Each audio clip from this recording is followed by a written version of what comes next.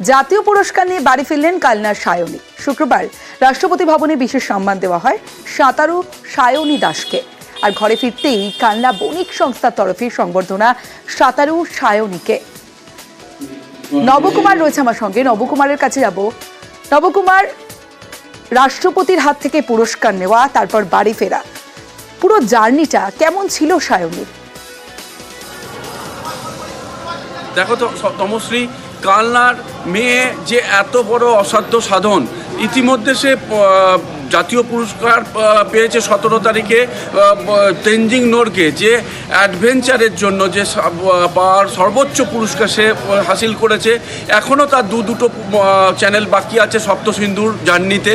এরপরে সে এপ্রিল মাসেই যাবে স্পেনের জিব্রাল্টার ক্রস করতে, এবং তার যে এই জার্নি এবং সেই রাষ্ট্রপতির কাছ থেকে পুরস্কার পাওয়া, সে মানে অনুভূতি সে ব্যক্ত করেছিল আমাদের কাছে, যে তার যে একটা রোমাঞ্চকর, সে চাক দে ইন্ডিয়া ফিল্মে সে প্রথম দেখেছিল শাড়ি পরে যাওয়ার খেলোয়াড়রা গেছে, এবং তারপর থেকে চিন্তা করেছিল যে যদি আমি কোনো দিন এরকম সম্মান হাসিল করতে পারি রাষ্ট্রপতির কাছে, সেদিনে আমি শাড়ি পরবো।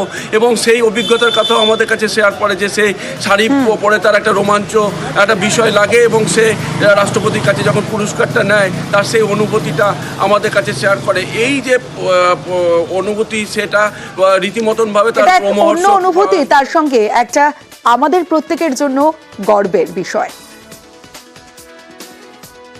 এই মুহূর্তে আমি ওশিয়ান 7 চ্যালেঞ্জ কমপ্লিট করছি। 5টা চ্যানেল তার মধ্যে কমপ্লিট হয়ে গেছে। এবছর আমি the strait of Gibraltar cross করতে চলেছি এপ্রিল মাসে। তারপর দ্য স্ট্রেট অফ সুগারও আছে, সেটা পারমিশনের অপেক্ষায় আছি। আর এটা আমি দৃঢ় প্রতিজ্ঞ যে আমি এই সপ্তসিন্ধু পার করবই। খুব কাছে চলে এসেছি, এখন শুধু প্র্যাকটিস। আমি অ্যাওয়ার্ডটা উৎসর্গ করেছি পৃথিবীর সমস্ত লড়াকু মানুষদের, যারা নিজের লড়াই ছেড়ে কোনো দিন যায়নি, যাচ্ছে না, তাদের জন্য এই অ্যাওয়ার্ডটা ডেডিকেটেড।